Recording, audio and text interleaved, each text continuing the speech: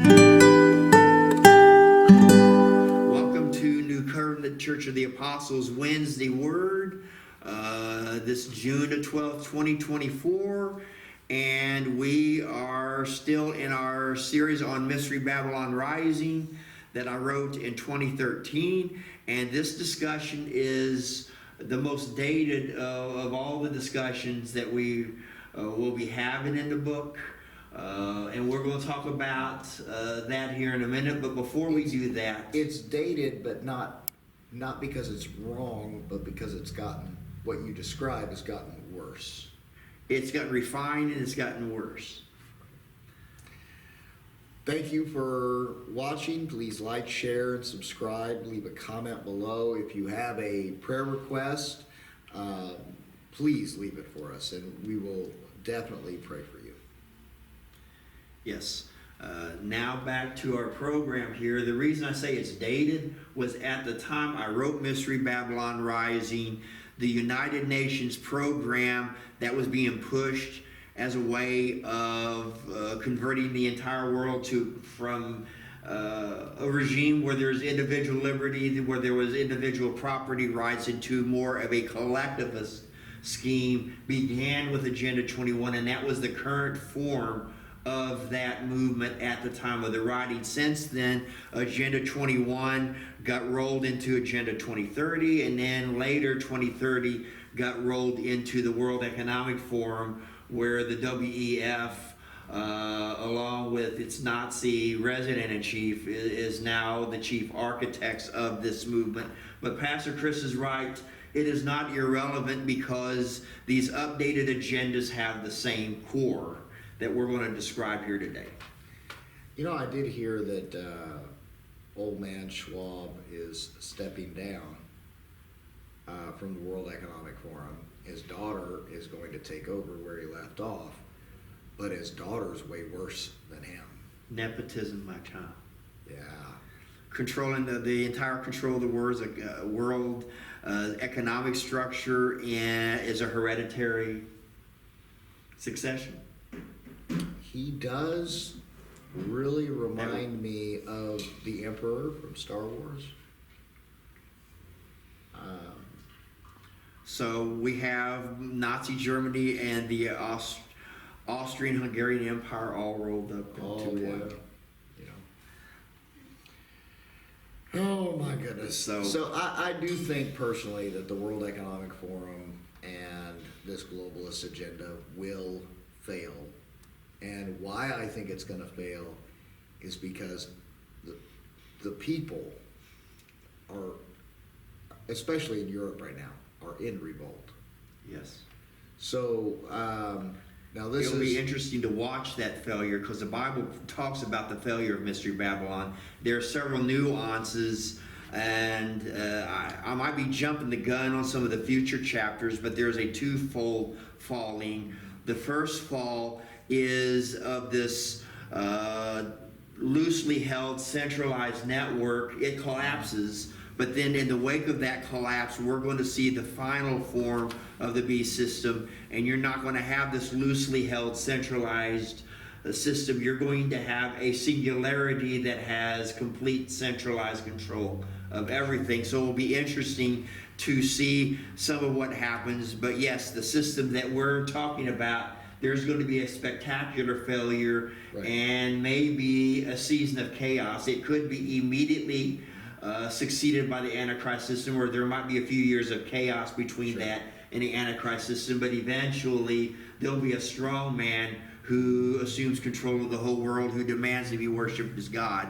But I would agree with you, this system is going to fail. One area where it's already failed is the propaganda war. People are just not buying the propaganda anymore. They're largely not, anyway.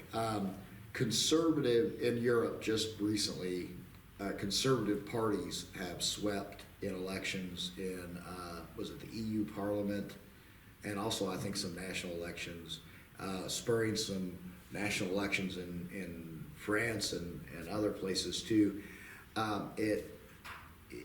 It does not look good for the globalist elite in Western Europe right now. Now, that doesn't mean that that they're going to be thrown out of power. They won't. There's other reasons they won't. I don't want to go dig too deep into the European Union here. They have 7 branches of government. Only one of the branches is elected by the people. The other 6 are picked by corporations, other bureaucrats. And the one branch, the European Parliament you mentioned, is forbidden under the EU Constitution from initiating anything. They can veto things, so the best that will happen here is that they, in the short term at least, is that they'll be able to stop future agendas by vetoing the latest things. Now, if this conservative movement can maintain power over a period of time, eventually government appointees to the other branches where the governments appoint, that there'll be an eventual shift, and eventually the EU may I don't shift its. I don't think it's a political. Let me explain. So what I think the threat to the globalists, specifically in Europe, is not in the voting booth. It's not politically. It's the people are very nearly. They're at the point where they're at the point of revolt. Yeah. Will not comply. The French, not so good at war.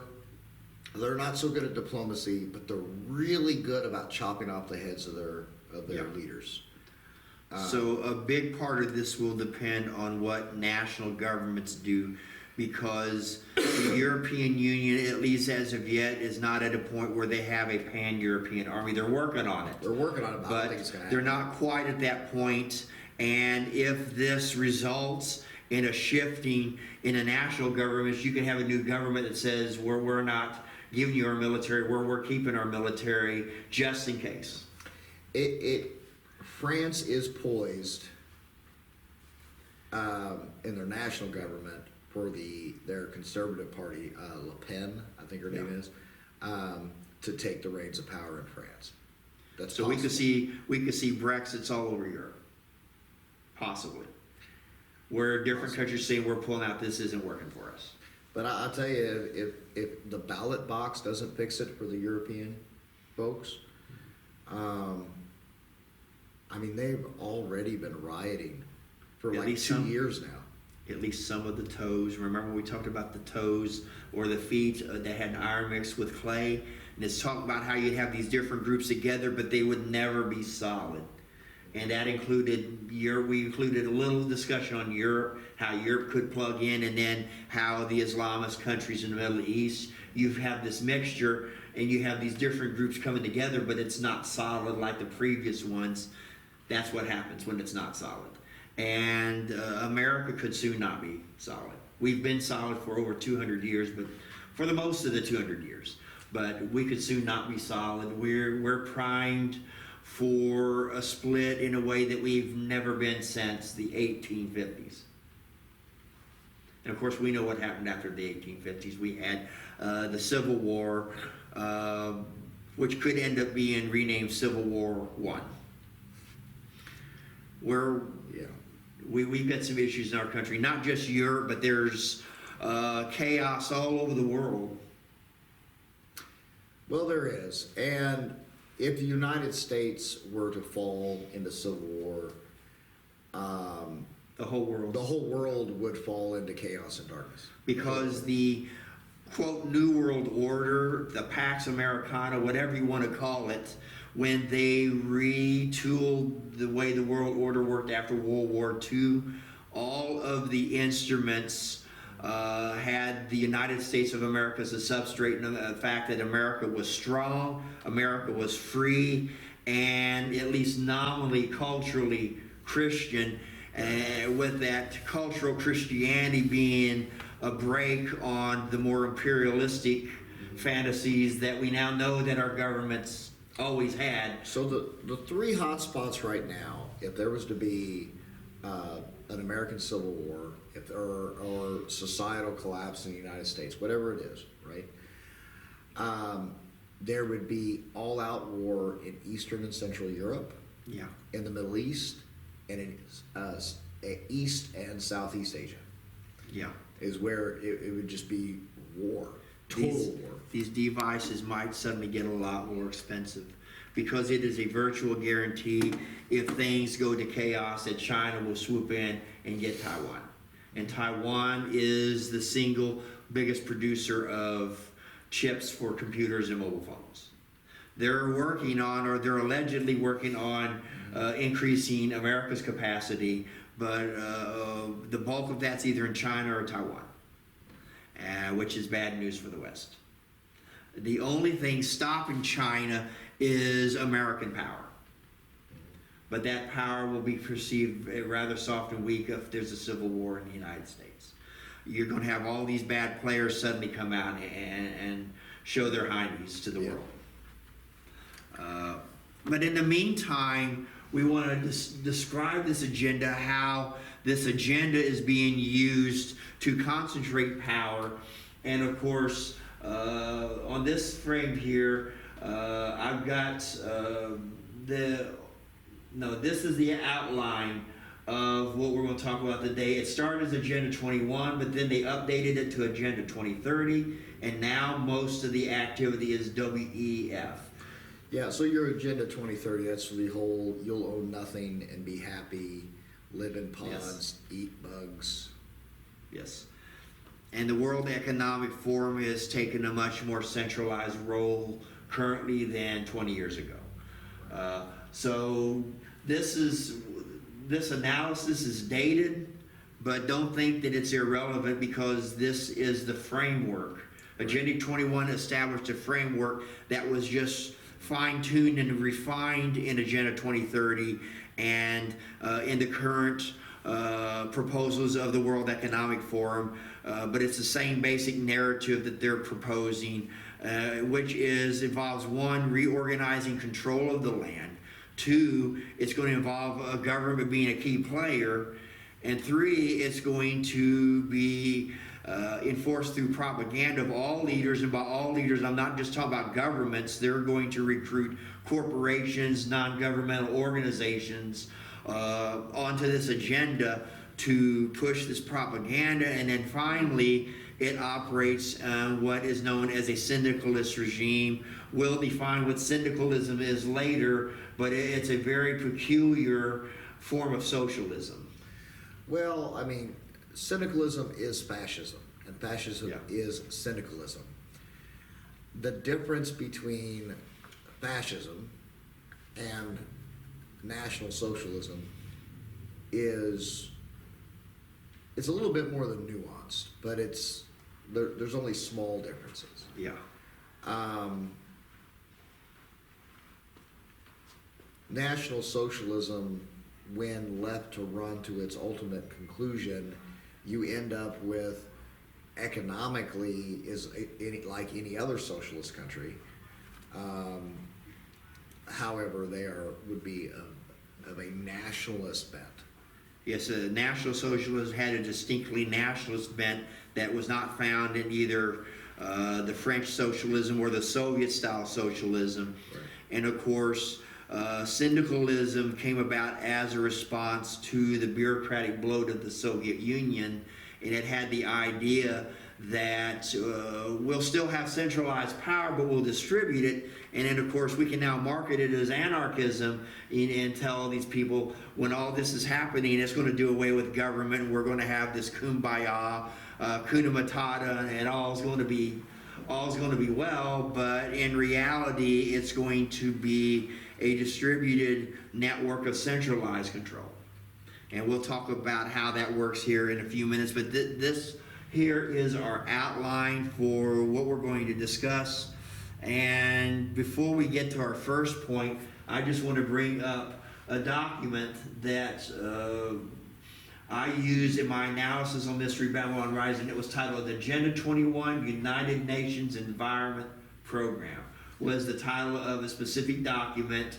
And I forget how many pages. It was hundreds of pages, like well over 500 pages.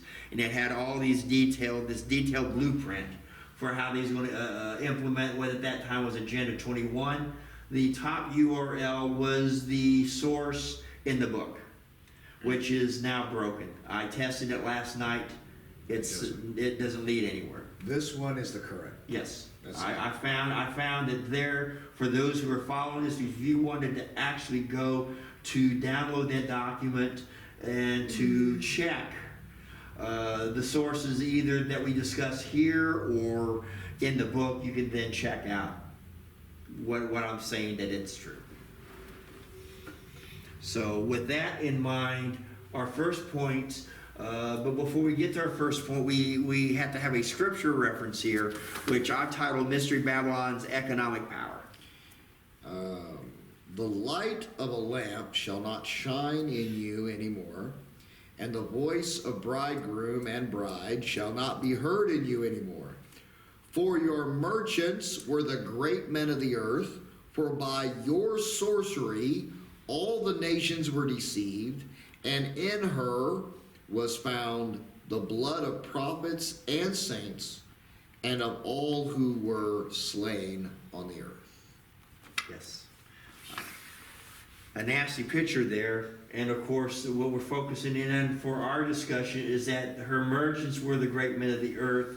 So when John received the revelation, he received a glimpse into how our modern New World Order is emerging. We're not seeing an order that's only government, but we're seeing an order where big government, big business are married to each other, and through that marriage, the people are totally dominated, and the people wake up and find that everything in their life is inside this corporate plantation, and that big government, big business are working with each other against them. So those same policies and principles of National Socialism and fascism from 100 years ago are still present in within this. They just call it something else. Alive and well. Alive and well. Fascism is growing all over the world.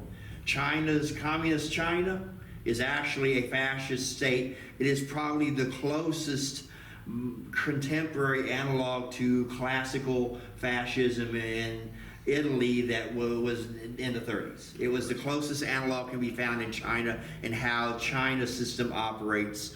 Where America and Europe is becoming increasingly fascistic. The public-private partnership that is talked about nowadays of the World Economic Forum, of the UN and the EU, the policies here in the United States on the left that are towards that aim. Those are all fascist. That's fascism. That is pure economic fascism. The tech cartel censorship we now know is fascism. I always believed it was from the very get-go.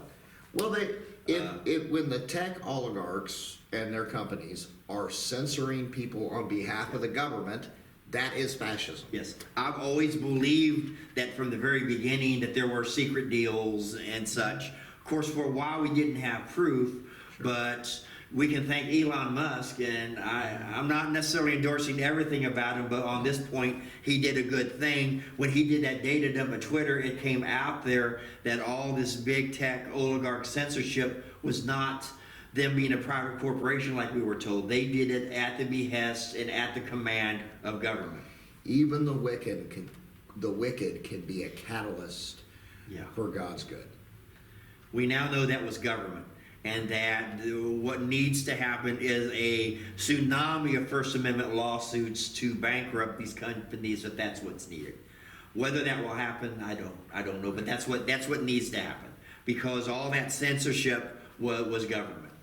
Not private corporations.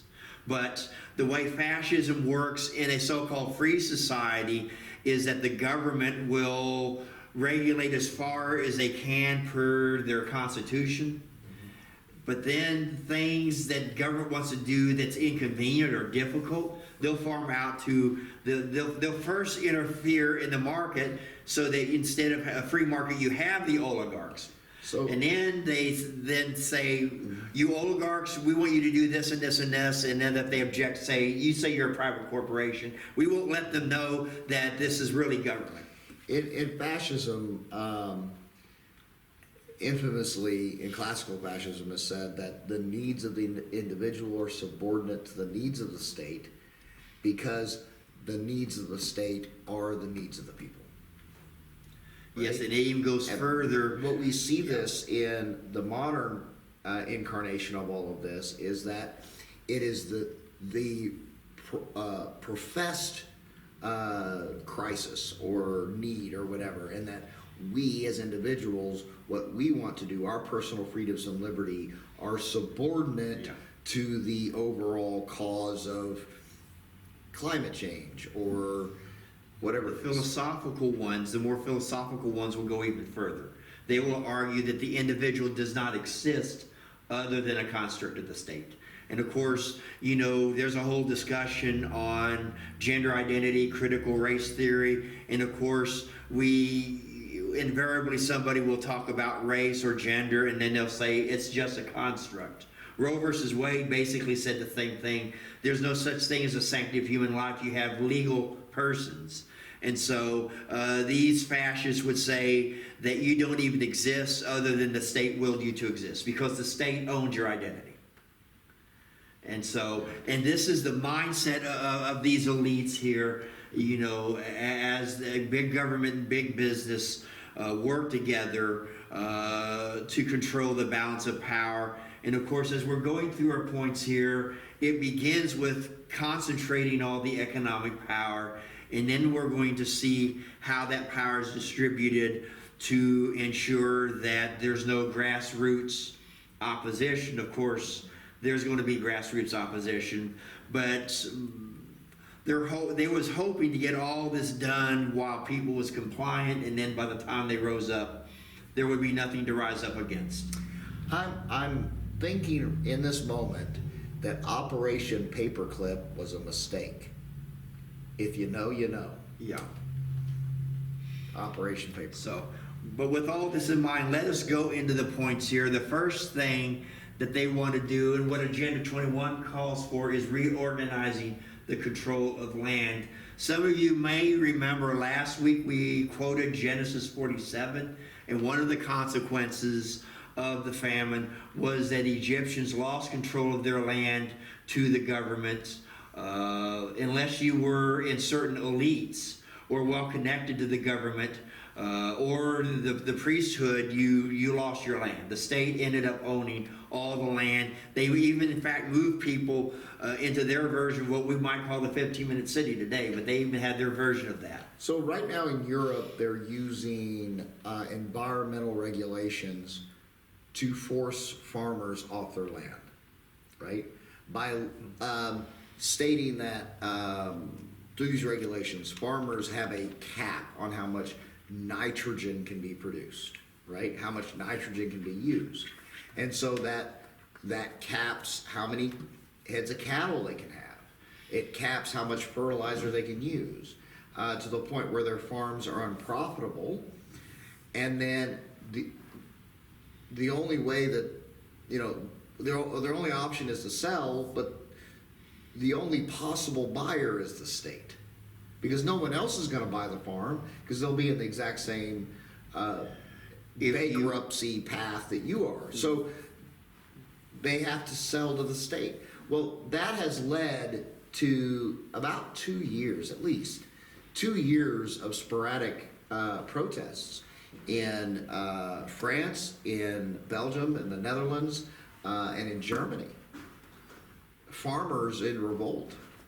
There was, I can't remember, this was either France or it was the Netherlands, I can't remember exactly which one it was, but where a farmer had taken what we would call a honey wagon, right? Growing up, a honey wagon, where it's just like this big tank with sprayers that you put your manure in. Yeah. And it wasn't quite the exact same thing, but that's basically what he was doing. He was spraying manure towards this government building. American media wasn't really covering what's been going on in Europe with these farmer protests, and I don't expect that to change anytime soon. Our media is a propaganda arm, and Oh, it's it not absolutely conducive to the propaganda. Of course, there's a well-known dynamic that happens with as you up regulation, And even this will work even if you don't make it where the farmer cannot afford it. The more complicated the regulations is, the heavier the burden of compliance, until eventually it's impossible for an individual to comply. The only way you can comply and implement all the regulations is if you're some huge corporate outfit. Well, how we saw these kinds of policy implemented, 80 years ago, 90 years ago in Europe, was all these regulations and controls are put in place, right? And if you're compliant, you're allowed to remain. If you're not compliant, you just get removed and thrown into a gulag or a concentration camp somewhere, and your property, whether it's a farm or it's a factory, someone else is placed in its position.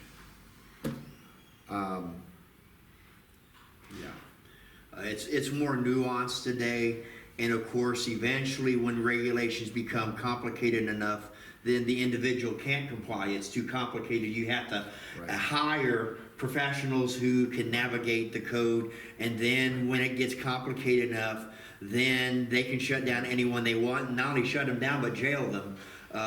They did a study on American law, and this is why the felony conviction of a certain politician, whose name I will not name, I tend to take with a grain of salt, because the charges are technicalities, and I feel I would be a hypocrite, because if the government looked at your life, if they looked at my life, they will find technicalities that would, every American's a felon. Yeah, yeah. Mother Teresa would go to prison for a felony. Every single person commits a felony every day. Yeah. So, this politician, he did not commit a crime. There's no crime. There's no there, and it's all political persecution, is what it is. Yeah, the entire case is based on technicalities. The fundamental thing they accuse him of is not illegal. Right.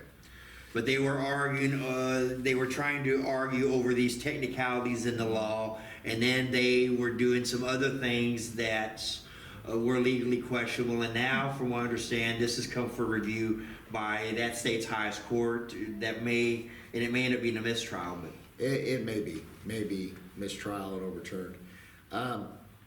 Going forward in this Agenda 30, I don't believe the goal is to just have government control over all land, but ownership as well. I think that their goal truly is, you will own nothing. I would agree with the nuance. It could be the standard Soviet government owns everything.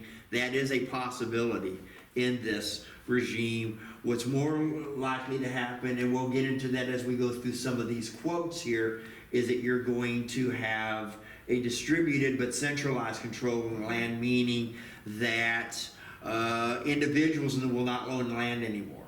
It will be like Egypt. If you are a member of certain elites, or if you are a very wealthy person who's well connected, you might be allowed to own land, but the average individual will not be allowed to own land. And they'll use a variety of soft measures to separate them. And if someone is determined enough to avoid it, then eventually they'll just come with a SWAT team and say, this isn't yours anymore, you're going. So that direction inevitably leads to something like the French Revolution. Because eventually, maybe it's 10 years, 100 years, 200 years, I don't know. But inevitably, the people are going to say enough is enough, and they're going to take back their liberty. And what you just pointed there points to, I think, one failure in their agenda.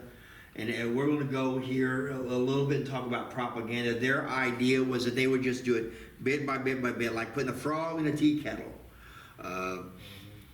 The church where I got saved, the pastor's name was Elvis Markham. He'd always talk about the deception of the gradual, and it's the idea that if you just implement a bit here, a little increment there, and then you layer it with a bunch of propaganda, that the people will be just like that frog. They'll go ribbit until they're cooked. And that by the time people realized they were cooked, it was too late. But the propaganda game failed.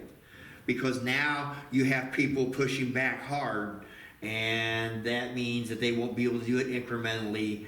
It's going to break one way or the other. In 2024, 2025, 2026, we could either see this regime clamp down in a manner that if they clamp down, then there won't be any delusion of freedom. Everyone will know they're in an oligarchy. Or the oligarchy will break down. There'll be a period of chaos, then followed by the implementation of some other regime or order for how things are done. So we're, in some ways, some commentators have likened our time to the late 40s, early 50s, after World War II, when they was organizing the current world system that we live in. And some commentators have said that that era is now ending as we speak, that we are at the end of that I think era. it has ended.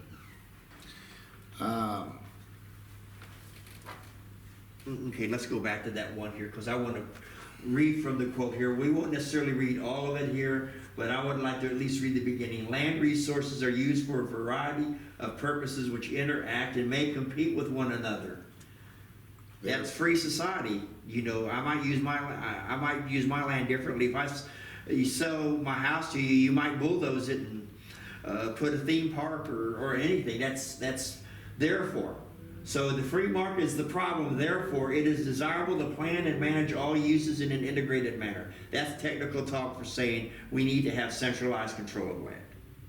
The only way you can do that is if you have some scheme of centralized control of land. And then it goes on, integration should take place at two levels, considering on the one hand all environmental, social, economic factors, including, for example, impacts of the various economic and social sectors on the environment and the natural resources on the other, all environmental and resource components together, i.e. air, water, biota, land, geological, and natural resources. Think climate change emergency. That's what all that is. You declare climate change emergency, suddenly the government will come in and they'll start micromanaging everyone's land, or even worse, they'll simply take the land and the land will have new owners, and you'll be paying rent to the government to live on the house you formerly owned. Well, it'll start by them, and they're already doing this, and I've got a story actually from today to share.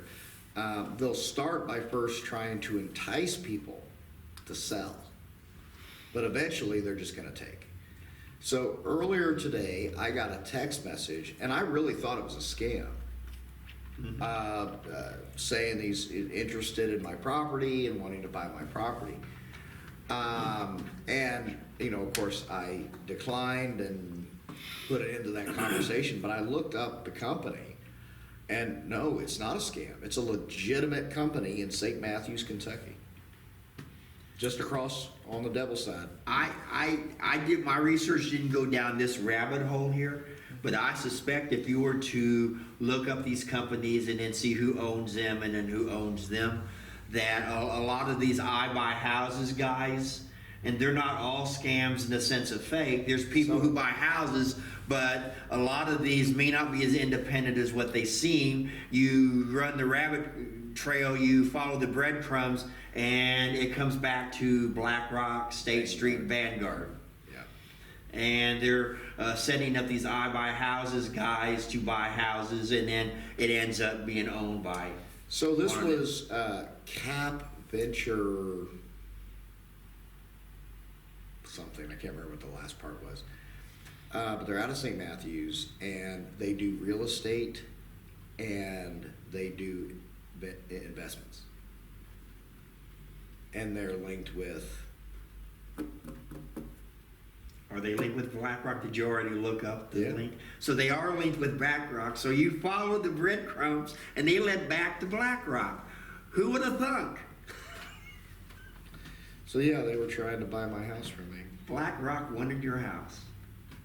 You realize this is those stories where, you know, someone's in this corrupt town, and at first they'll offer to buy it, and then, you know, you refuse, and then the black hooded guys come in. Or there was one movie, I think, is either Arnold Schwarzenegger or Jean-Claude Van Damme, But some guy said no, and then you saw this bullet flying through the air. He gets a cap in the head, and they didn't go and take the property. Of course, the hero ends up busting up. You know, hindsight, I could have said, fine, okay, $1 million, the house is yours and everything in it. I'm glad that there was no bullet aimed for you then. Yeah. And the thing about Hollywood caricatures a lot of the New World Order motifs, but they're not fundamentally wrong. So, no, they're not. I do believe that in Hollywood movies we get hints, little snips, glimpses into what's really going on, or what's being proposed, or what's in the pipe down the works. You think it's people that have inside knowledge and they just put little nuggets there because if they write a documentary, they'll get shut down. But if you put a little nugget in a fictional story, it can go possibly. But it also could just be them rubbing in our faces, or one argument I've actually heard is by interjecting little by little, right? To get us accustomed to certain ideas. Like Orm eating a bug burger in Aquaman? So they are already putting bugs in our food. Yeah. They're already doing it. They're calling it it's a type of protein, APH something protein. And what it is, it's from bugs. Yeah, they grind it to a powder, so it's not where you open your burger up and you see a big bug there. It's not going to look like a bug, but protein acquired from them was put in as fillers in meat, or in some meats it may replace the meat and just be textured to look like a hamburger, but it's all bug. It's all bug. I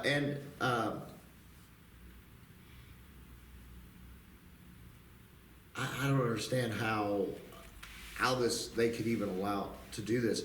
If you eat large quantities of bugs, it's highly carcinogenic.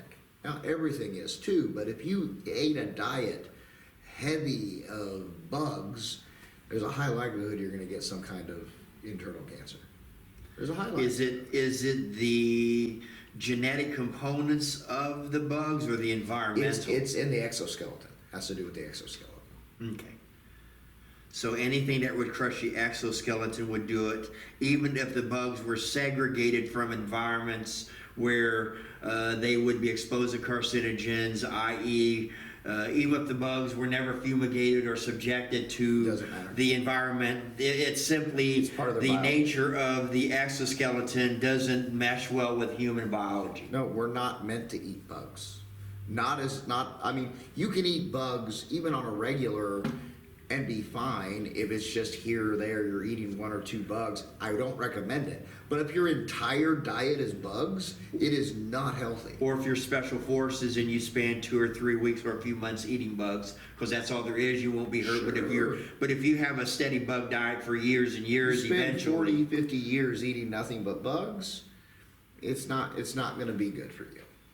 It's not going to be good. Humans were not created to eat bugs. They are on the list of unclean foods. I'm not suggesting that we're obligated to the Mosaic Law, so I'm not presenting There is a reason. But there's a reason why they had that in the Mosaic Law. The dietary restrictions in the Mosaic Law, they particularly made sense for that time because back then, shellfish could kill you. Back then, a pork chop could kill you. Even more so than today. Trichinosis. Right. That's why pigs were despised.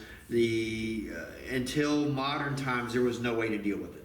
It was the only way to not get trichinosis from a pig is to not eat pork. Of course, now we have modern techniques for that sanitize it somewhat.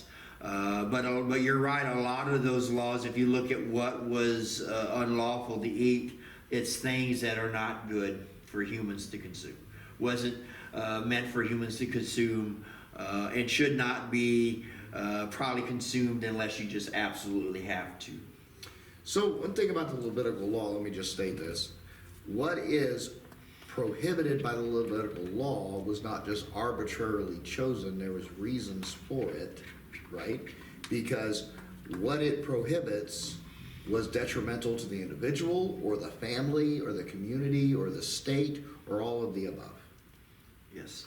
I believe it was the Puritans, but there were several thinkers that had a very unusual take on the Levitical law.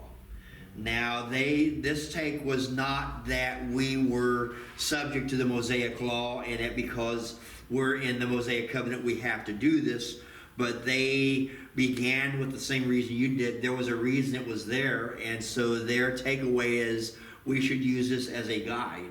And so they used the Mosaic law as a guide, not as law, but as a guide. And if you use it as a guide, you could build an optimal society. And a lot of this thinking ended up influencing the founding fathers in terms of things that was done when America was built. And there was a widespread belief at the time that America was the new Israel. Some of that's plugged into replacement theology, supersessionism, sure. Which was a part of the covenant theology that almost everybody of that age held to. Right, the Puritans, yeah. Well, I mean, if society had remained as such, I mean, we'd be a healthier society, in my opinion. That means no more Big Red. No more Big Red? Oh no. The horror. What would we do? I wonder how many years, and I have no way of knowing, none of us really do. We talk about this causing that, but nobody knows. You can have somebody smokes like a chimney, drinks like a fish, and dies at 107, and somebody else who lives perfectly healthy die at 50. But there are causal risks in things, and so I wonder how many minutes, days, weeks, how much time is shortened off my life because I drink Big Red, not water. Only God knows, but you're right. All the chemicals in food, even if you don't drink Big Red, if you're on the grid, you're eating an unhealthy diet. Yeah. Unless you go completely off the grid. The fluoride in our water is not good for us for either our physical or mental health. Processed food is horrible for us.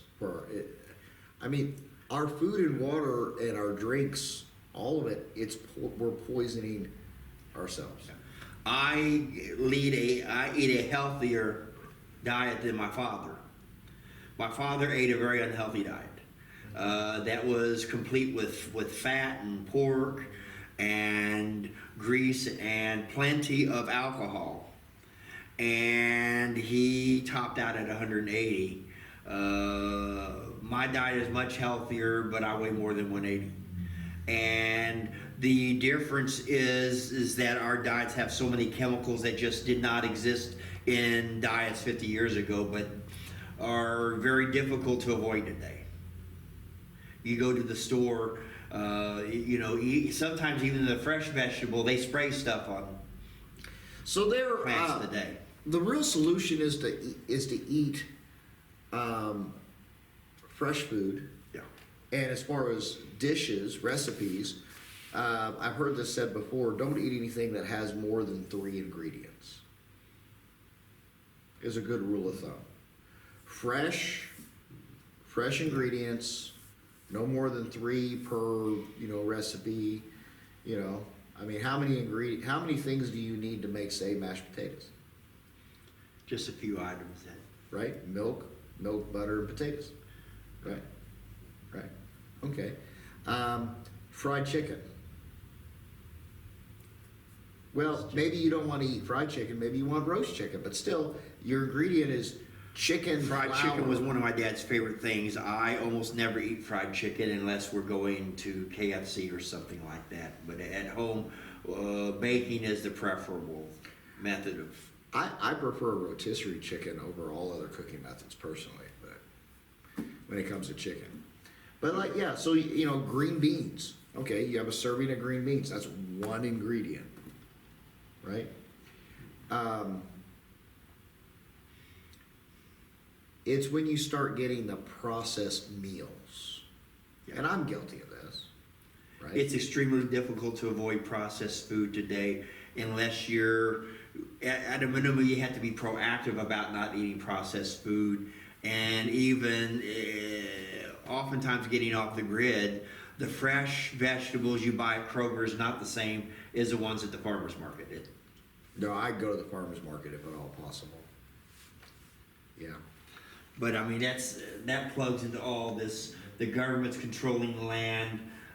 Centralized control is what they want to do. Let's go on here. So, opportunities to allocate land to different uses are in the course of major settlement or development projects, or in a sequential land fashion as lands become available on the market. so basically it is that the state or the elite dictate what the land can even be used for, Yeah. whether it's to create subdivisions or for farming or a 15-minute city. It begins or- with regulation, but then eventually you force lands to become available on the market through your regulations. Eventually, the guy that says I'll never sell, one way or another, it ends up on the market. Whether he's forced through soft measures to sell, or whether the government comes in and he's actually ordered to sell through. I am reminded of a story, and this is truly horrifying. So this family had bought their house decades ago. House is paid off. When they bought it, they're out in the country, just outside of town. Since then, a subdivision was built. That's been there. It's full of houses, right? That has an HOA. They never joined the HOA. Yeah. Their house is not technically in that subdivision. It's Yeah. near it, but not in it. They don't have the indenturement in the deed where the HOA would have any power over them. Right. Well, they go on vacation for 2 weeks, right? They come back. The HOA has sold their house. They sold their house, listed it, and sold it while they were on vacation. So what became of that? I would assume that they probably filed some lawsuit. I mean, it was a lawsuit because their ownership of their home predated the establishment of the HOA and the building of all those other homes, and they never once joined that HOA. See, the HOA claimed that it was penalties for not paying their HOA fees, but they never paid their HOA, but they never had HOA. They don't need to. They were never members. There's no Right. they had no legal responsibility to the HOA. So your HOA, your homeowners or associations, they are evil. Truly So evil. who won this court case? Was they able to I prevail, or haven't- I did the haven't- HOA prevail? I haven't heard an update, but I'm sure that the homeowner. I would like to think the homeowner prevailed, but I've seen sketchier things where the bad guys got away with it. Yeah, with your HOA, if you buy a house in an HOA, you don't actually own your home. You don't. It actually fits perfectly Yes. with this Yes. because while you're responsible for the upkeep and the taxes, you don't actually own it because they could just up and sell it because of supposed I could fines. see scenarios similar to yours where in that county the HOA has such influence that a lawsuit is pointless because the judge is going to Right. rule in their favor. I would have been interested to see what the outcome of that was, but I can see a scenario where they seize it and you sue and the law is 100% on your side, but you lose because the Well, judge it won't. rightfully should go in favor of the homeowner, right? But there are places where the judge wouldn't do that. The judge would Sure. rule it. Sure. And it may be the judges on this page Right. that we're talking about here. As lands become available in the markets. In other words, lands are going to be available. This in turn provides opportunities to support traditional patterns of sustainable land management or to assign protected status for conservation of biological diversity. In other words, regulations can come in and block your use of the land. It could be considered a protected wetland or whatever. You can no longer work the land on your farm. You cannot plant any crops or raise any cattle because we have just now arbitrarily decided that it is a nature preserve. You do that. That's happened. There's been a couple of cases where that happened and it ended up violent because the guy says, "You're not stopping me," and it was one of those lock and load guys, and it would end with. So this was several years ago. This was a long time ago. I was looking at rural property to buy, right? And I found this plot of about 40 acres-ish, 40-ish acres in Maine. And it was an amazing price. I was like, there's no way, right? No way. Okay. So I look into it. Where the road is, right? The land was largely, it was longer than it was wide as far as from the perspective of the road. Only the back, like 2 acres or 3 acres, could you even build on. The rest of it was wetlands. And because it was designated as wetlands, you couldn't even put in a driveway. Now it's designated a wetlands, but it's not really a wetlands. It would be like a field. If you had a really bad flood, and then this came up, a really bad flood, and it was still wet 3 months because it was flooded, they could then declare it a wetland, and then it's perpetual. Right. So, I mean, you could buy that 40-some acres where you only have really like 2 or 3 acres that you could work. That's in the very back of your property, but you can't put in a driveway. You can't put in a road. You can't do anything at all with the rest of that 38, 37 acres. You can't do anything. And there was cases where they aggressively declared things wetlands, and then later, once the government got a hold of all the land, then they did something different once. Right. It was simply to deny. It had a little to do with the environment, but simply to deny the private property owner the enjoyment of his property. That was its sole purpose. Of course, there it is, in Agenda 21. That's where they got that from. And then, and where did ooh, my voice just cracked.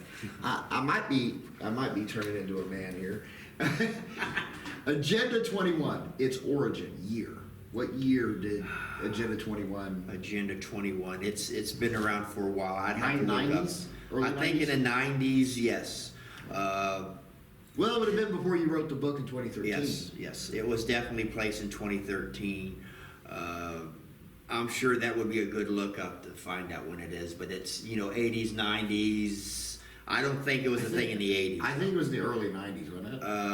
Probably, I think this was one of the early movements after the first President Bush talked about the New World Order. This was, before then, the UN was considered a peacekeeping thing, a tool of diplomacy, and then after that, you started seeing more and more things towards the UN acting as a world government. I'm just imagining. And so probably not long after that declaration, they started working on Agenda 20. I'm just imagining George Herbert Walker Bush using the phrase New World Order and some globalist eldritch elites smacking their forehead going, can't trust old Georgie boy to keep his mouth shut. He let it out of the bag.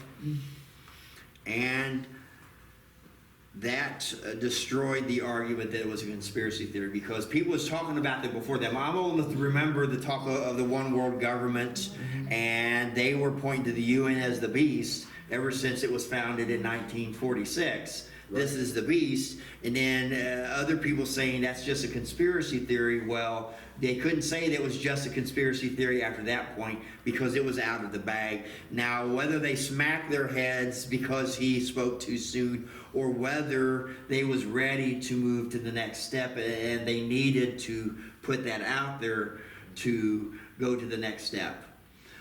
Probably the latter. They was at a point that they didn't want the UN to be a diplomacy society. They wanted to take the next step towards it being a world government. So he then says New World Order, and once again the conspiracy theorists are proved correct.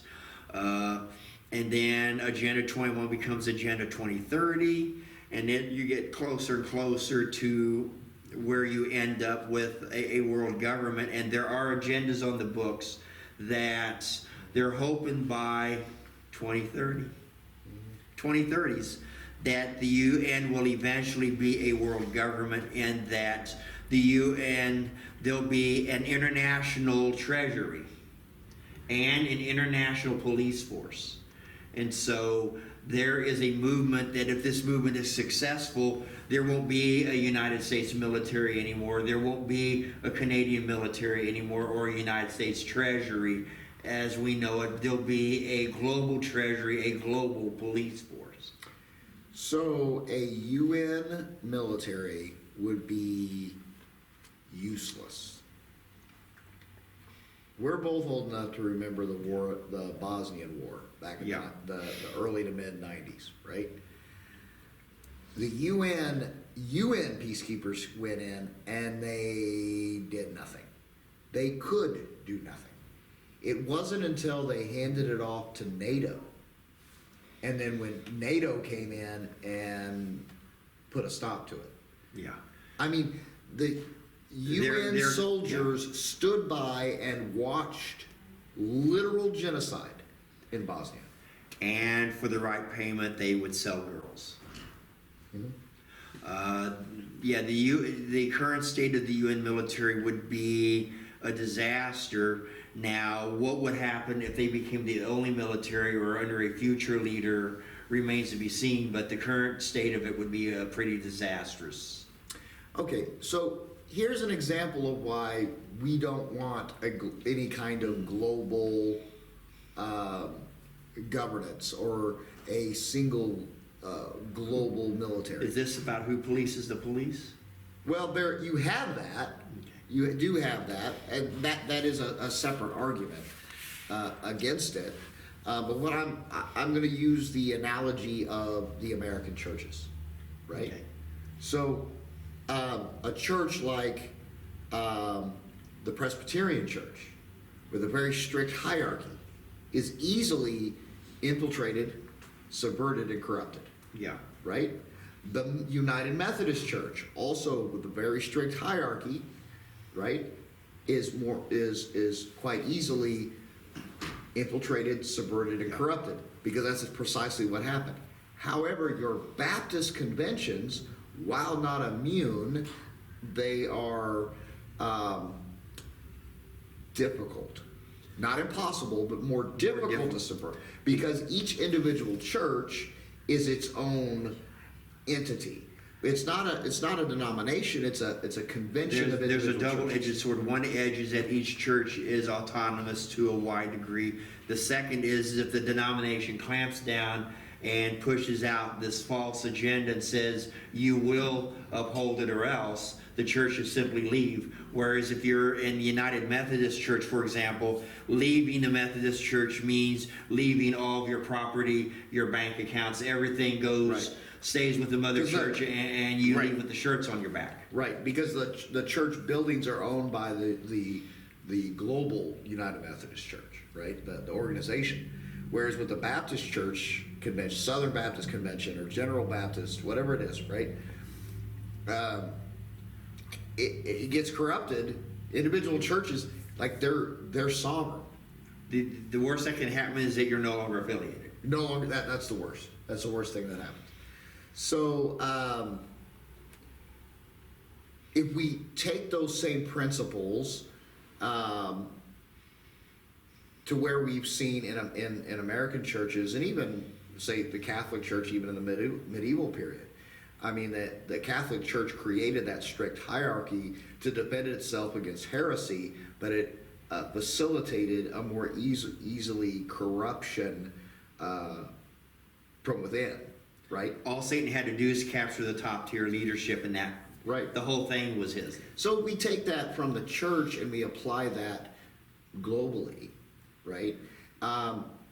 The whole world's corrupted. All you got to do is corrupt the one world government, and you've corrupted the whole world. And then you corrupted the whole thing. And even more so if that one world government involves, has its tentacles and everything, including a one world religion, a one world labor union, a one world corporation.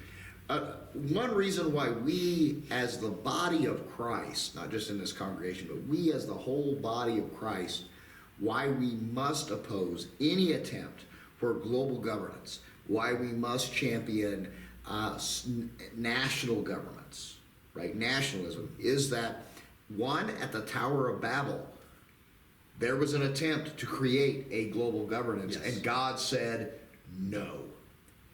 No. On top of that reason, on top of the previous reasons about policing the police, the issue of corruption, and the reason God rejected at Babel is that there is only one person in all of history who has the right to assume the rule of a one world government, and that is Jesus Christ the Messiah. He is the only one who has a right to a global government. Yep. No one else does.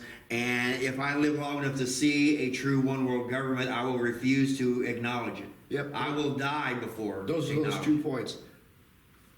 You know, the Tower of Babel, God said no and dispersed the nations, and that only Jesus has the sovereign right to rule over the whole world. If they put a gun to my head, I will say, you'll have to shoot me. Right. And I'm confident you feel the same way, that's would also be your response to it. And it's for these reasons that we lay out. And of course, we're seeing I hope you're seeing as we're going through this, the danger here to our individual liberties and where this is going here. They want to compile detail. I'm on another one here. But this is the next step of we're talking about centralized control. How do you get centralized control? You have to have government to enforce centralized control. And of course, it plays a central role in Agenda 21. I mentioned several different sections that will read language similar to that. Governments at the appropriate level with the support of regional international organizations should. Now keep in mind, they're organizations. The government could use corporations. Right. Here we have them compiling detailed inventories of land for their allocation of that land, for however they see fit to manage it. Allocation means how is it going to be used? It means that the government can order you to use your land differently. Or simply seize the land. And at a national and local level. Yeah. Under Agenda 21, there won't be an inalienable right to property. The government can simply swoop in whenever they want and take it. And of course, our property rights in the United States took a big hit in Kelo versus Connecticut. And one hit is that it no longer has to be a public benefit or public use. Originally, they could only take it for public use, and the United States Constitution uses the word public use. That meant they could take your land if they needed to build roads, bridges, things that benefited the public. Now they've qualified that as public benefit, which means that if Walmart ups the tax base, your land's going to get taken and given to Walmart. So there is some corruption that I've been watching unfold in Pigeon Forge. That's too bad. That's one of my favorite places to vacation. This family, I believe they were from Ohio. And I wish I could remember off the top of my head because they've actually done YouTube videos about this. They went and bought this property, right? And it's right next to, I think, where some people down there in Pigeon Forge might have been, they're putting in, I think, a campsite, I think is what it was. Mm-hmm. Put in like an RV campsite. And they buy, nobody tells them anything about what's being planned. They buy the property. They spend thousands on this house to get this house up and running, right? And the intention is that this would be a property that would be passed through the generations, right? Yeah. To their sons and their sons' sons. And our RV campsite would be a wise use of that land because tourism is the dominant business. Well, the campsite was not their property, but next to their property. Okay. And that I mention it because it's very key. Well, the city decides they're going to put in this new road. Now, if you follow the path of the road straight, it goes through a portion of the land that was designated to be the campsite that has not yet been developed. Mm-hmm. It's just been designated to become a campsite. Yeah. Right? Now, the people who own that land to be turned into a campsite that would make millions once it's completed, are either on the city council or are bigwigs in town, right? So you had this subtle machination for the same reason that when you cross the Abraham Lincoln Bridge, you go under a tunnel, because the property above the tunnel was owned by some very powerful, influential people who were immune to seizures and eminent domain. Yeah. Because they were powerful, and of course, some of these included federal judges over in Louisville and other very, very wealthy, influential people. Those will never worry about eminent domain. Interstate 69 here in Indiana was held up for decades. It was held up forever because then Senator Lugar of Indiana, the proposed path went right through his property, right? So that's an example. So anyway, instead of that road going straight, as is logical, through what is undeveloped property, right? Yeah. It does at the property line, it does a 90 degree and then does another 90 degree right through not just the property of this family, but their house. So because Lugar was influential, somebody else lost their house. No. I'm back at Pigeon Forge. You're back at Pigeon Forge.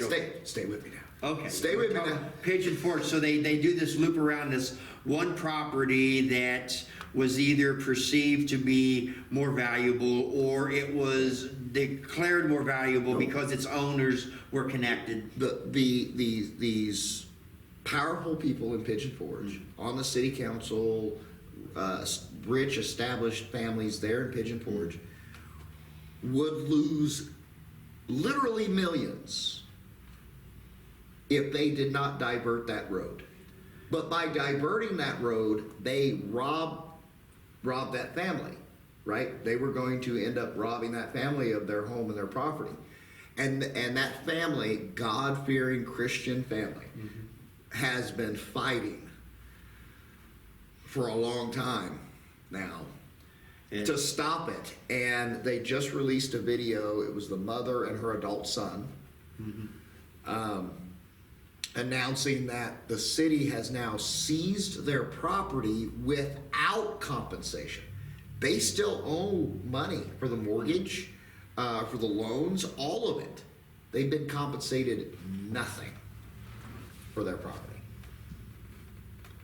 It was just a grab. It was a grab.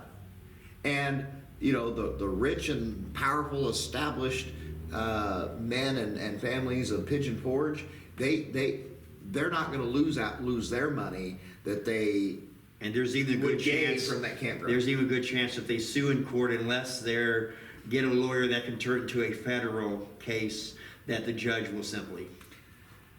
When you're dealing with the local corruption of a small town, a lot of times, people say, well, just go to court. Well, you go to court and the judge is in the pockets of these powerful people. I don't know what other options they have left. I know that they're going to still fight it, but I don't know what options they have left. They're left with the mortgage. They still owe hundreds of thousands of dollars to the bank with no property. Now what's crazy about that, because if there's still a loan, then the bank has a lien on that. Like, it's the bank that owns the property. Yeah. There's probably some corrupt dealings, and this will increase those corrupt dealings because if you're powerful enough, it would be naive to think that it's going to be the optimal sustained land development. Of course, if you're going to do sustainable development and you're going to do all this integration and you're going to have all this resource allocation, you cannot do it without centralized control. In a free market, you're going to have less than optimal, because one of the values in that market is the property rights of the individual. Back in this case in Tennessee, you've got a couple that's basically being thrown out and probably will lose unless they make a federal case, because the judge will simply back them. Now, it'll be interesting to see how they fare off against the bank if the bank tries to seize the property. The bank's probably a bigger player. I want to say this, and I know this may upset some people. Some people will agree and some people will not agree. But the European Union, the United Nations, and the World Economic Forum are the enemies of mankind. I would agree 100%. And all this discussion of somebody having their property seized leads to another consequence of Kelo versus Connecticut that we see play out, but there's so few people saying it, so I want to say it here. Kelo versus Connecticut is why there is a war on the homeless, because the homeless are seen as a liability, and so city government after city government tell the police, go in, if they have tents, chop their tents up, do whatever you have to. If they push back, kill them.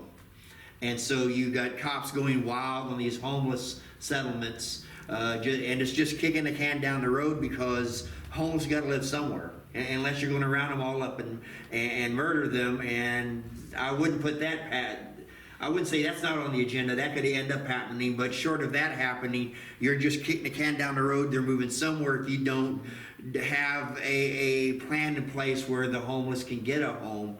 But that's not likely to happen if you have an approach to eminent domain that's just doing an economic analysis that at the end favors those who up the tax base the maximum amount and persecutes those who are seen as a liability to the tax The way the base. homeless are treated is truly a travesty, and it should grieve the heart of every Christian. There was a scandal in Louisville I think it broke maybe last year, year and a half ago. And I don't think it made national news. Maybe, but I don't think it did. Where there were homeless that had, for whatever reason, they'd end up in the hospital. And they would be discharged before they're ready to be discharged, right? And they would be put into an ambulance and then dumped on the street. And this was, when this came out, it was wintertime, right? Still in their hospital gowns. Whatever possessions they came in was in a bag. Yeah. And they dumped them out they just pulled the mattress out that for whatever that they were laying on in the ambulance. They were just them and that mattress in a hospital gown. And you know the hospital gown is split. Yeah. Right? Yeah, basically half naked, elderly, mentally ill, homeless, just dumped out. Yeah. And they shouldn't have even been, not only should they not have been dumped, but maybe they weren't ready to be discharged from the hospital. They still needed medical care.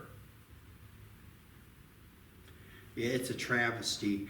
And homeless are one group that neither side of the aisle helps.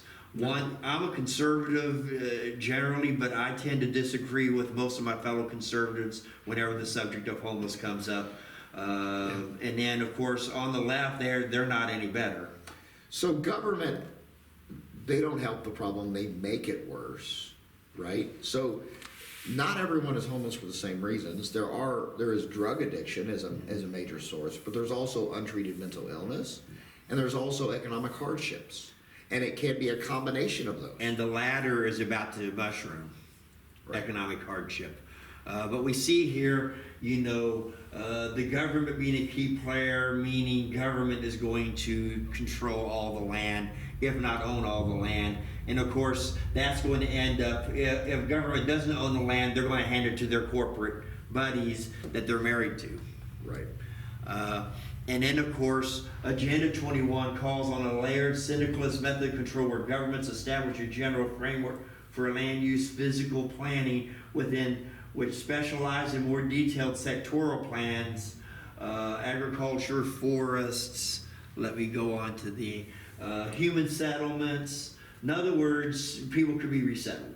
Even rural development can be developed, establish intersectoral consultative bodies. That big word there is just a fancy word for public-private partnerships. Streamline project planning and implementation. So the implementation involves your propaganda, your talking points for why we should do this and not that. This is forced relocation of people from your larger cities and from rural areas into the Agenda 2030's 15-minute cities.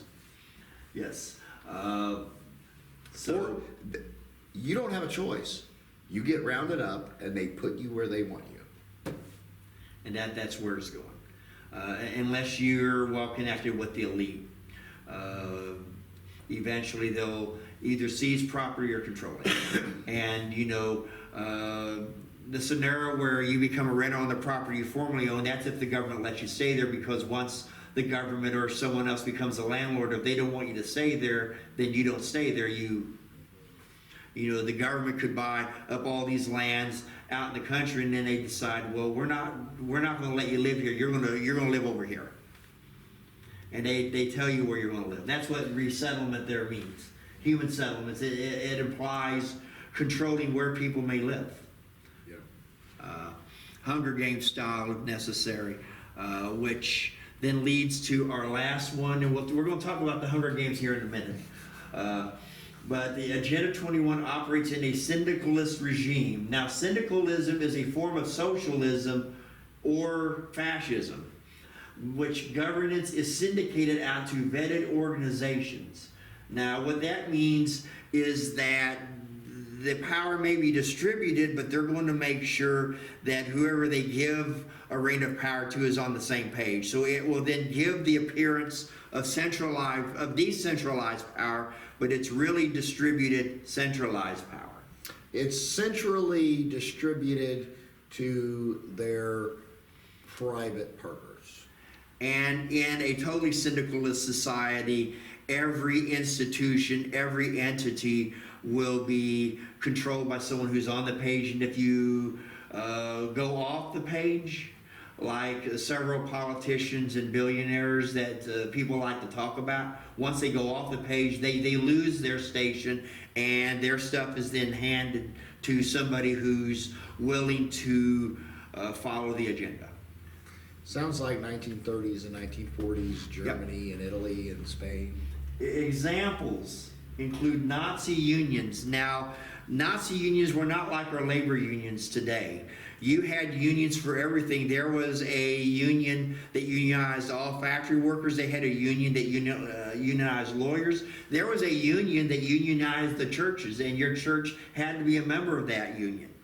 And so what these unions were is they were syndicates, and differing control of differing things was handed to them, and their leaders were vetted for conformity to the National Socialist platform. If you were not a Nazi, you didn't get to be in power. And once you had power, if you were found out not to be a good Nazi, you were at a minimum replaced. And of course, most likely, that's where you went to any of a number of concentration camps too. Right. The Bridges Project. Our Bridges Project here in the Ohio Valley, the Ohio River, there's an entity that runs it. It's not run by the government. It's this hybrid entity. Indiana, state of Indiana, appoints a few members of the board. The Commonwealth of Kentucky appoints a few members. And there are several well-known corporations that each have a vote apiece. And this entity then makes decisions. One of the things they did was that they authorized a private company called Riverlink to be able to suspend your license without any due process. Yeah, no due process, no court here, nothing. You cross one of these bridges and don't pay your toll, you'll get a notice that your license has been suspended. Not by a government, but by a private corporation. Right. And there have been thousands of complaints of corruption, deliberate overcharging. They've had audits come out. People being double and triple charged, yeah. I refuse to drive on a toll bridge any of these toll bridges. I believe it is, personally, I feel, toll bridges and toll roads violate our constitutional right to free travel. Yes. Whether the Supreme Court agrees with me or not, on matters of principle, I will drive an hour out of the way to cross a non-toll bridge if I really need to get to Kentucky. Hunger Games. We're now get to talk about the Hunger Games. And I've said this before and I'll say it again. Hunger Games is not a fictional story. It is a documentary written as a fictional story. You could say it is a prophecy. It's a prophetic documentary, maybe. There are people who would love for society to essentially be that. Yes. Where you have not 50 states, but just districts that are heavily controlled by one central capital. 15-minute cities. You'll have a central capital. You'll have elites who live by a completely different standard than everyone else. Everyone else was locked into one of 12 districts. If you were caught outside the fence, you would be shot and killed. Yeah. And they had drones going everywhere to do so. Of course, against this drama, Katniss Everdeen acquires her skills by having peculiar, unusual abilities to avoid or neutralize these drone attacks, and that makes her highly skilled, so that when she then goes into the Hunger Games, she not only wins her version of it, but sets forth a chain of events that ultimately overthrows the entire system. But I saw an advertisement for this company that is advertising was essentially drones for law enforcement that include both vehicle drones on the road, camera drones, both stationary, but also aerial drones. That is frightening. When you look at the fact that, some of them come equipped with facial recognition technology, they can go out there and determine whether somebody is in a place they're authorized to be. And if not, you attack or you report. Yeah. So we're not that far off from having a Hunger Games type thing. Many people have concerns that the 15-minute cities could become the districts. That people will be herded into the cities. They'll first make it just difficult. You won't be able to own a car and live in these because there's no parking. And then they'll start having pressure saying, why do you need to leave if you have everything here? And then in the final form, they'll wall them in, and then it'll be illegal to leave. Whatever 15-minute city you're in, you would be bound to that. Whatever the boundaries of that are, and will only be allowed to leave if you have permission. Yeah. Number 6, birdshot with a turkey choke or a full choke, I think solves the problem with aerial drones. Yeah. However, I must say, don't go shooting drones with a shotgun because it's actually illegal. Because it's in the same, their aerial drones are placed in the same category as an airplane. The technicalities, from my understanding, and this could have been changed, but a lot of that depends on how close to your house it is. If you're within so many 100 feet above the house, then that's your property. If a drone is 20 feet over your roof, you're free to shoot because that's your property. But if it's higher than a certain amount, then that's considered public airspace. Do not shoot drones with a shotgun with just don't shoot a drone. I suspect that it Don't shoot drones. When it comes to law enforcement drones, it won't matter, even if it's 5 feet above it. No. Though, if 5 foot above my roof is stopped and I have a gun that's going down, I don't care. Yeah, well, I think the point I was making was with aerial drones, a shotgun with a full choke and number 6 birdshot. You could get it down, but there might be some legal consequences. There would absolutely be legal consequences. Absolutely. But don't do it. And interesting, my son owned a drone, and I think he said it was 1,000 feet, but a lot of your drones where anybody can buy, they're limited to so many feet. He was able, I'm not sure how he did it, but there's a way you can get around it where he could get it higher. But he said if you get it more than so many feet high, then you're running into where you're a commercial craft, and if you don't have a license, you can get in trouble for that. But it all has to do with how high above your house. If it's low enough, it's your private property. You have the rights to shoot it. You may still get into legal trouble shooting it, but at least the law gives you the right to shoot it. Higher than that, that's not your property. That's public airspace. A net gun, a netting, which is not a firearm, a net. That would entangle the drone. I don't think that's illegal. I wonder if an EMP gun would be illegal. That's another way. EMP gun Yes. Yes. So any kind of EMP device is going to be illegal. So this was many years ago. Many years ago. I remember watching this video where a guy created a small handheld EMP device. He created it, he built it, and he said, do not make this, it is illegal to have. Oh, and when you do have this, like, don't have any phones or electronics around you, right? And so it doesn't discharge until you push the button, but you could use it, let's say, hold it over the hood of a car, hold it over the hood of the car, and fry out the computer or whatever electronics. I think we're going to have some jurisprudence on that, especially if you have the Internet of Things and bots and AI, and bots go out of control. If you have a bot in your house and it goes out of control, you better have an EMP gun. Your sidearm won't, your sidearm probably won't take it out unless you've got some unusually powered sidearm. Depending on how sturdy it is, a conventional firearm may or may not. But an EMP gun will, yeah. Maybe. I don't know. That would be the weapon you want to have if you've got your bot that's your. Are you talking like an Android or like an Android? You might have bots that do household laundry. I'm talking a little futuristic now. You have bots that can do all sorts of things around the house. Things that if they go out of control or somebody hacks them, they could hurt you. And they go rogue. Like in the movies where those androids would go rogue. The best weapon to have is an EMP gun to take out. It is. So I think that's going to happen.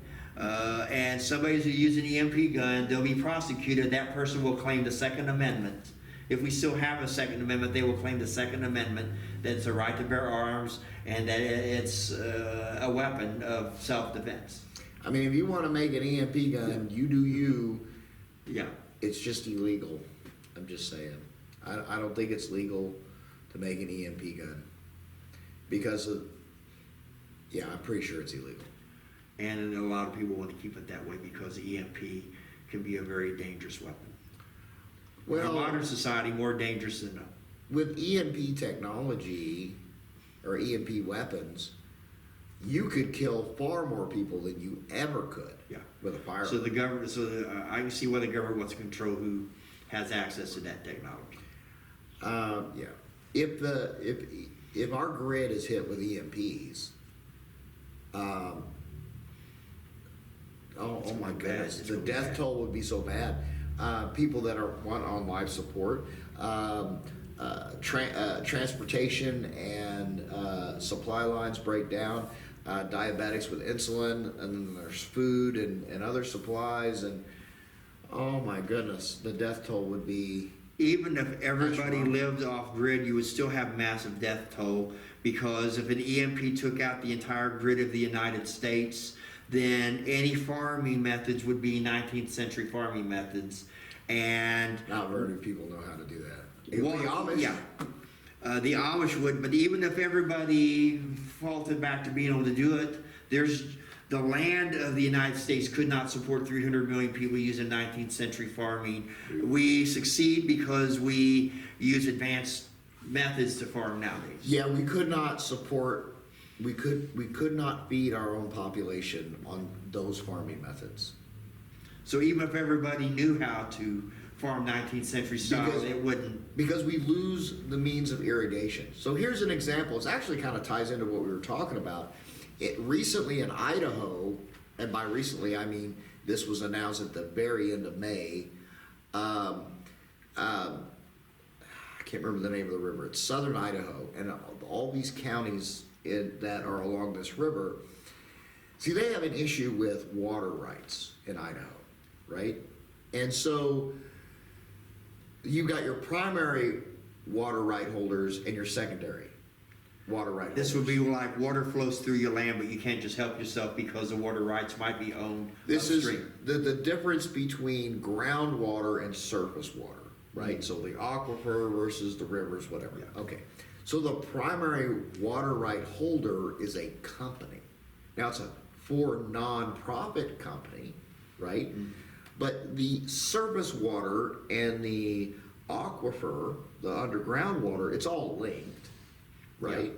And so the state of Idaho has issued to these farmers whose crops are already in the ground, they're already there, and have told them you cannot irrigate your fields because they are the secondary, the farmers are the secondary water right holders, the company is the primary. So to conserve water and an attempt to conserve the water in the reservoir, the farmers cannot even access the water on their own property to irrigate their fields. So even if they had a well, they're told they can't. No, they cannot. I wonder how many of them failed to comply. My guess would be most of them probably flipped the bird and said, we're good. I don't know. I don't know. They've had but- some altercations out in West gone violent. There's So been now- cases where, Farmers do take out insurance on their crops, right? Yeah. So if something happens, they're getting something, right? They're going to get something. Because you never know. You could lose an entire year's worth of crops in a natural disaster, right? Or in this case, the state telling you can't use in this your case, the water. state basically gave their water rights to a company. Right. Now, there's no shortage of water. There's no reason for them to do this. There's literally no shortage of water in Idaho, in southern Idaho. There's no reason to do it.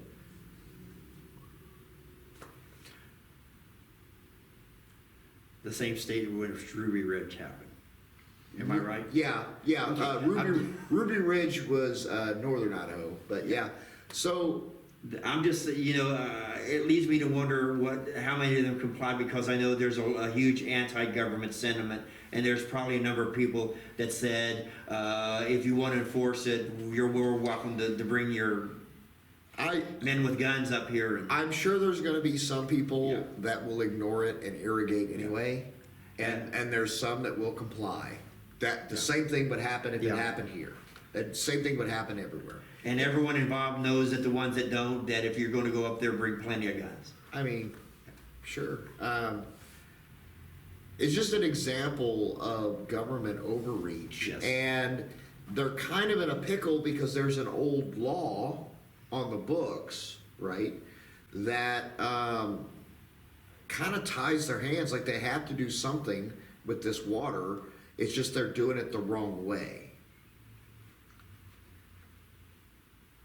Yeah, I know out west that there's been a huge issue. People would try to go off grid, and then the government say you can't do that. You have to be plugged into the grid. Right.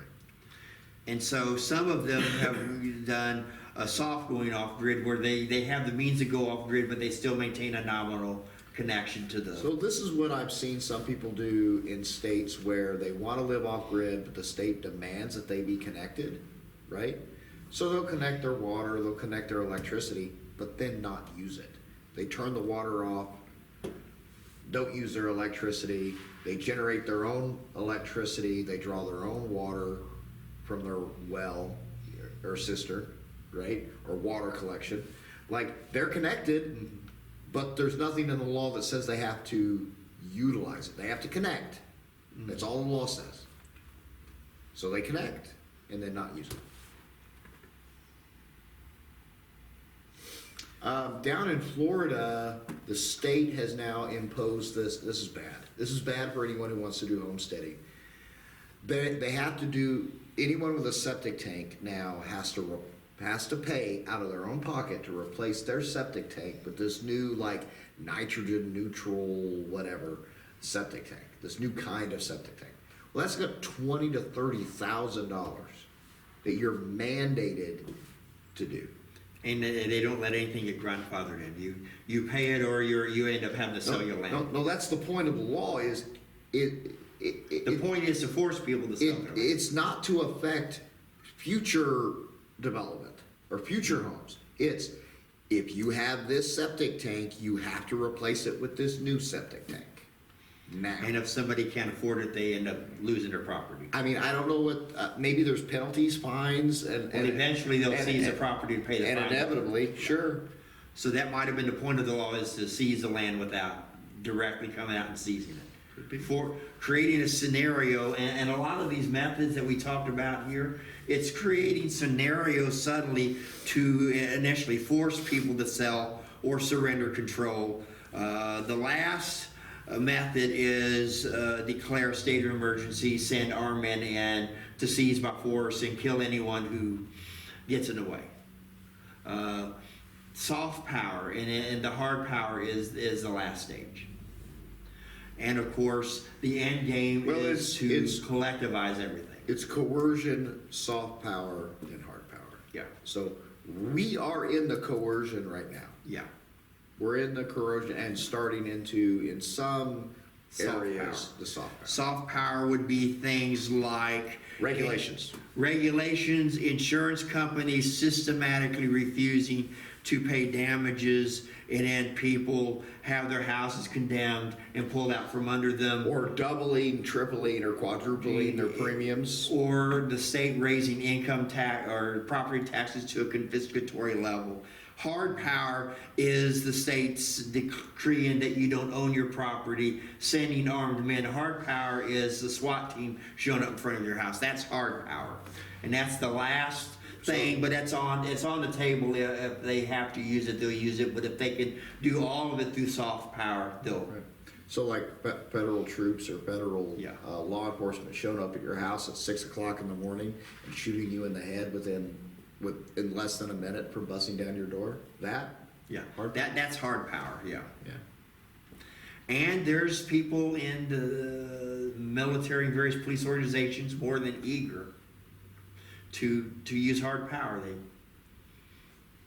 I'm not saying all police are that way, but there is a sub-segment of the police culture that's eager to employ force. Psychopaths and sociopaths are drawn to positions of power.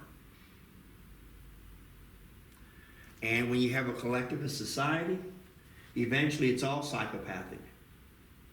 Eventually, being mentally healthy is a disadvantage. And I think we're right on the cusp of that here in America, where someone who's mentally healthy, who has proper boundaries, is going to be at a huge disadvantage over someone who's a sociopath or a psychopath.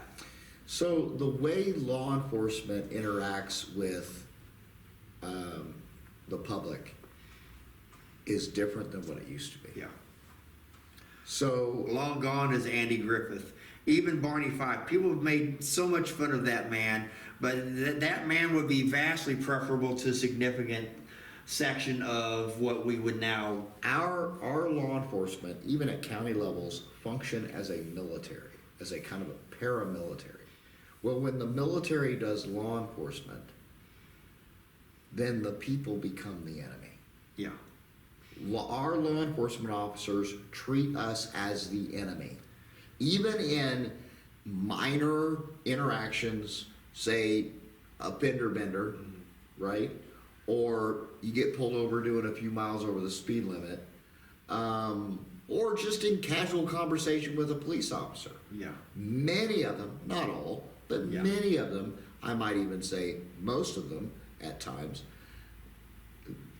they treat the general public as the enemy, beneath them, less than them. The very scary part about this is there are millions of combat veterans in this country who are still combat capable, and those law enforcement officers are not worthy to tie their boots. Yeah. One thing I wonder, when systemic evil becomes corrupt enough, it becomes more and more difficult for good people to remain good people, either through pressure or, the plenty good cops out there find they have difficulties navigating the system without becoming. What we've seen in the last few years is the good cops have left. Yeah. Right? So the only kinds of people who stay in these departments after all the attacks on law enforcement over the last 5 years, 6 years, 8 years, however long it's been, right? The only ones that stay are the ones who get enjoyment from the power trip, and the attacks trigger them to ramp it up even more. The good people in law enforcement, a good number of them have just left the departments. They're gone. Including one guy I went to school with. He's a good guy. We've had conversations about law enforcement, conversations where we agreed on things and where we disagreed. One day I was able to persuade him that no-knock warrants was a bad thing. And he thought that people that was against it was just buying a bunch of media propaganda. I shared him there's studies that show that they don't work. No, so the only instance in which you should ever even consider using a no-knock warrant is this individual has already committed a violent crime and is armed and dangerous. A violent crime. They've already assaulted, murdered someone, and they are armed. They're already a certified threat to the community, and if you wait for the long form of the search, they could kill more people. Right. And therefore you need it. It should never be used against nonviolent suspects. Hostage situations, those types of things. Yeah. But a no-knock warrant for an airport executive who may or may not have violated some new regulation governing personal firearm sales, you do a no-knock warrant on that, and then shoot him in the head in less than a minute? With some of them have ended up being just hits. They went in, and it may not be on the books, but the orders were, don't take any prisoners. Go in, take them out. They were there to kill him. That's what my personal opinion is. And you don't have to worry about losing in court because dead men can't. Dead men don't sue. Yeah, so no-knock warrants, no. The sad part is, here in the state of Indiana, we have both no-knock warrants. We also have red flag laws, but we're also a castle doctrine and a stand your ground. In the state of Indiana, in Indiana state law, if anyone illegally enters your home or your automobile, you can shoot them. And it specifically states in that law that there is no exemption for law enforcement. In the state of Indiana, if law enforcement, even in the capacity of their job, illegally enters your home, you can shoot them dead. In the state of Indiana. There was a case where somebody was prosecuted and he won because the law says that he could. Right. And he survived one of those counters. He ended up killing a police officer, injuring another one. I don't know. I guess eventually he got arrested from being overwhelmed by the numbers. Sure. But he survived it. They didn't. And they prosecuted him for murder, and he was acquitted. Well, because the state law says that he could do it, and that the officers, the initial officers, illegally entered the home. They did not have grounds to go in. Man, and when they, I think this was a no-knock. When they execute these no-knock warrants, they do so in the dead of night. And one of the first things they do is they cut your power, and they scramble no cell phone calls. Like, you can't make any calls, and your power's out. So, castle doctrine state, right? Stand your ground. Your home is your castle, and anyone who enters your home illegally, you have the legal right to use force up to and including deadly force, right? But your power's cut. You can't see like you normally would. I'm not going to say you can't see anything, but you have no electricity, right? Your door is busted down. That's what wakes you up, and you hear people rushing into your home. And it's no knock. They don't have to announce, and they do not announce that they're law enforcement. So all you know is there's figures in your house. You grab a gun to defend yourself and your family, and you get shot dead. You died not even knowing it was law enforcement. And now it's increasingly coming, just go in and kill because they're going to have a gun. Yeah. And kill everyone so there's no witnesses. Nobody to dispute them. Yeah. And then you can create whatever story you want. No-knock warrants need to be abolished. And there's so many other ways to apprehend people than kicking their door open in the wee hours of the morning with a SWAT team, because that puts people's lives in danger. Now, the vast majority of homeowners, when this happens, they don't resist. But if you bust down the door of someone who, one, knows what they're doing, and they're armed, and if they know you're coming, people are going to die, including the homeowner, right? Because there's no amount of force, even for a special operations soldier. There's no amount of force that one individual can bring to bear that would overwhelm law enforcement, right? They're going to inevitably win. It's just how many would that homeowner, be able to deal with before he himself is taken out, right? Well, even if he doesn't know, no-knock warrants put people's lives in danger, both officers and homeowners. The purpose should be for law enforcement operations to, if at all possible, preserve life.